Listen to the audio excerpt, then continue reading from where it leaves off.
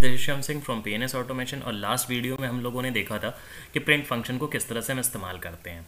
बात ऑपरेटर की हुई थी कि ऑपरेटर पे हम लोग डिस्कशन करेंगे, बट पहले बेसिक्स को समझ लेते हैं कि किस तरह से हम इनपुट आउटपुट की कोडिंग्स करते हैं। क्लियर। देन उसके बाद हम लोग ऑपरेटर पे मूव ऑन करेंगे। तो आते हैं फिर से हेडर फाइल से स्टार्ट करते हैं। तो यहाँ पे हेडर फाइल हमने डाल दिया हैश इंक्लूड। मेरी लास्ट वीडियो आप देखिए, तो लास्ट वीडियो में हैश इंक्लूड के बारे में मैंने चीज़ें बताई हुई हैं। तो यहाँ पे डालते हैं हैश इंक्लूड कि हैश इंक्लूड हम किसी कोडिंग में क्यों इन्वॉल्व करते हैं, stdio.h ये डाल दिया। देन उसके बाद मान लो मैंने फिर से इंट मेन डाल दिया। और लास्ट कोडिंग जब मैंने की थी तो वहाँ पे भी मैंने एडिशन किया था। एडिशन करते टाइम हमने दोनों अपनी इनपुट्स को दोनों हमने दोनों अपने वैल्यूज़ को दोनों वैल्यूज़ को ए के और बी की वैल्यू को हमने पहले से डिक्लेयर कर लिया था। बट अब हम यहाँ पे डिक्लेयर नहीं करेंगे, यहाँ पे सिर्फ हम ले लेते हैं इंट ए। क्लियर। कॉमा भी एक ऑपरेटर है, कॉमा एक ऑपरेटर है जिसे हम कॉमा ऑपरेटर कहते हैं। इंट बी कॉमा सी। तो हमने 3 वेरिएबल ले लिया और तीनों वेरिएबल कैसे हैं, इंटीजर टाइप के हैं। ठीक है। जस्ट लाइक कैलकुलेटर हम बात कर रहे हैं। यहाँ पे ए बी सी की वैल्यू डिक्लेयर नहीं है। पहले वाली कोडिंग में ए की वैल्यू डिक्लेयर थी, बी की वैल्यू डिक्लेयर थी और सी में उनका समेशन था। यहाँ पे हम डिक्लेयर नहीं करेंगे। डिक्लेयर नहीं करेंगे इसका मतलब क्या हुआ, इसका मतलब ये हुआ कि हम अब इनपुटिंग करेंगे। हम कोडिंग के बाद इनपुट फीड करेंगे और फिर रिजल्ट पाएंगे। ठीक है। तो इनपुट करेंगे, तो इनपुट करने के लिए हम लोग क्या लेते हैं, स्कैन लेते हैं। क्लियर। स्कैन एफ लेंगे। ठीक। स्कैन एफ लिया। स्कैन एफ लेने के बाद यहाँ पे स्कैन एफ। ठीक। स्कैन एफ लिया। अब स्कैन एफ के अंदर आप किसको स्कैन करने वाले हो, आप स्कैन करने वाले हो किसको, ए को। ठीक है। तो स्कैन करेंगे यहाँ पे। क्लियर। तो यहाँ पे हम किसकी वैल्यू स्कैन कर रहे हैं, हम ए की वैल्यू स्कैन कर रहे हैं। और जैसा कि मैंने आपको प्रीवियस वीडियो में बताया था कि रिजल्ट को हम कैसे लेते हैं, %d में, इंटीजर रिजल्ट को %d में। क्लियर। तो यहाँ पे एक तरह से जो आप इनपुट दे रहे हो अपने कीबोर्ड से, जैसे मान लो आप अपने कीबोर्ड से आपने इनपुट दिया 2 3, तो आपके कीबोर्ड से जो इनपुट हो रहा है वो आपका कंप्यूटर एज अ रिजल्ट ही तो ले रहा है, आपका कंप्यूटर उसको एज अ आंसर ही तो पढ़ रहा है। क्लियर। तो ए बी सी की वैल्यू हमें इनपुट करनी है, बट सी की वैल्यू ए और बी के समेशन से आ जाएगी। तो ए और बी की वैल्यू इनपुट करनी है, तो जो इनपुट आप दोगे वो उसको रिजल्ट की तरह ही ट्रीट किया जाएगा। तो यहाँ पे लिखते हैं स्कैन और रिजल्ट को किस में लिखते हैं, डबल इन्वर्टेड कोट के अंदर %d। और किसका आंसर है ये आंसर है ए का। तो ए को कैसे लिखा जाता है, एंड ए का मतलब क्या, ये हमारे कंप्यूटर में जिस मेमोरी लोकेशन में ए सेव है वहां से आपको रिजल्ट, वहां पे रिजल्ट ले जाके सेव करना है। इट मीन्स डैट जो भी आप वैल्यू डालोगे, जैसे मान लो ए की वैल्यू आपने 2 डाली, तो कहाँ जाके स्टोर होगा, the address of the memory, उस मेमोरी के उस एड्रेस में जाके प्रॉपरली आपका 2 सेव होगा। क्लियर। जैसे मान लो आप कॉलेज में जा रहे हो, स्कूल जा रहे हो या कॉलेज जा रहे हो, आपकी क्लास जो है वो 5th है या 5 है, तो आप जिस क्लास में जाके बैठे हो, अगर आपको टिफिन देना है तो आपके फादर या आपके मदर या आपके गार्जियन उस क्लास में जाके आपको हैंड ओवर करेंगे, उस एड्रेस पे जाके करेंगे। तो यही यहाँ पे देता है। ए का मतलब आपका ये वेरिएबल हो गया, वेरिएबल के एड्रेस में वो वैल्यू सेव करनी है। मतलब क्या है, ए जहाँ पे स्टोर होगा आपके मेमोरी में वहाँ जाके वैल्यू स्टोर करनी है, यही मतलब होता है एंड ए का। क्लियर। नेक्स्ट आते हैं। अब हमें क्या करना है, बी की वैल्यू को भी स्कैन कर लेना है। तो यहाँ से बी की वैल्यू को भी स्कैन कर लेते हैं, यहाँ पे सिर्फ क्या कर देंगे, बी कर देंगे। देन उसके बाद हमें दोनों का समेशन करना है, तो C = A + B कर देते हैं। क्लियर। देन उसके बाद यहाँ से प्रिंट कर देते हैं, प्रिंट F। ठीक है। प्रिंट F के बाद मुझे क्या चाहिए, आंसर चाहिए।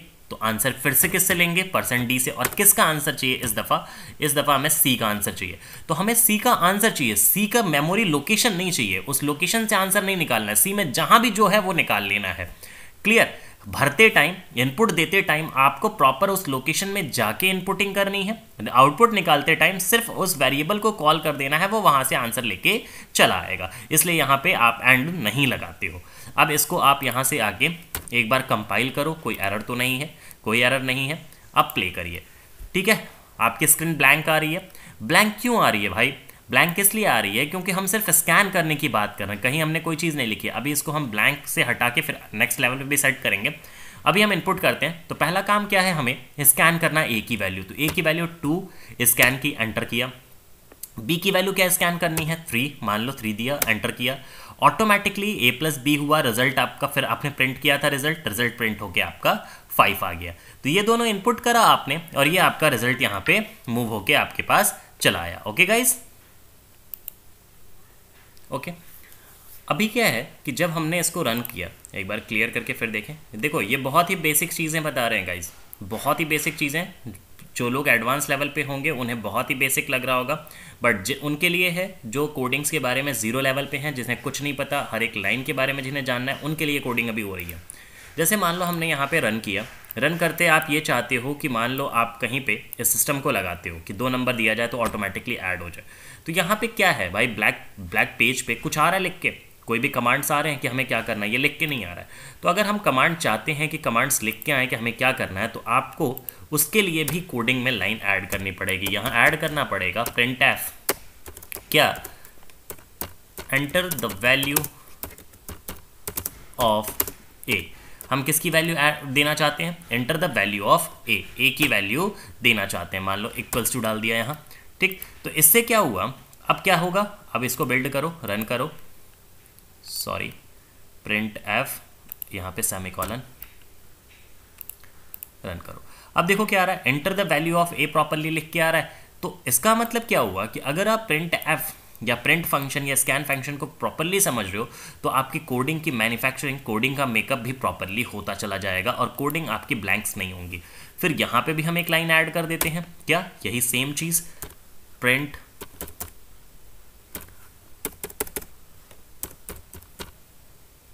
printf, और यहाँ पे क्या डाल देते हैं, enter the value of what, B.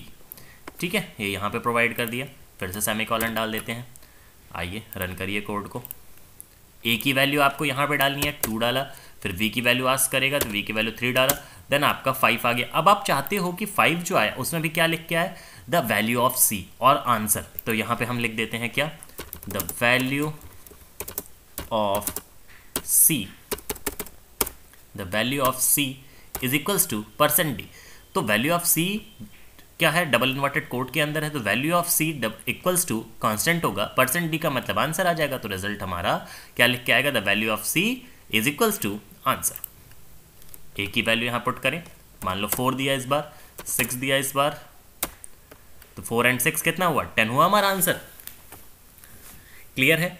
तो this is a basic things, बहुत ही बेसिक थिंग्स है, बहुत ही बेसिक चीज़ें हैं, ठीक है। आई थिंक इसमें कोई डाउट नहीं होना चाहिए। इससे रिलेटेड कुछ कोडिंग्स आप खुद से लेके कर सकते हो, खुद से लेके एक, जैसे मैंने यहाँ पे 2 वैल्यूज़ ली हैं, और सॉरी 2 इनपुटिंग कर रहे हैं हम, ए और बी की इनपुटिंग कर रहे हैं, आप 3 की इनपुटिंग करो, 4 की इनपुटिंग करो, देन उसके बाद उन सब का समीशन निकालो। ऐसे आप समीशन करके चीज़ें निकाल सकते हो, कर सकते हो। आई थिंक यहाँ तक चीज़ें क्लियर हैं, तो यहीं तक रखते हैं। नेक्स्ट एक छोटा सा वीडियो फिर प्रिपेयर करेंगे जिसमें छोटे छोटे ऑपरेटर्स को देखेंगे। Okay, thank you guys.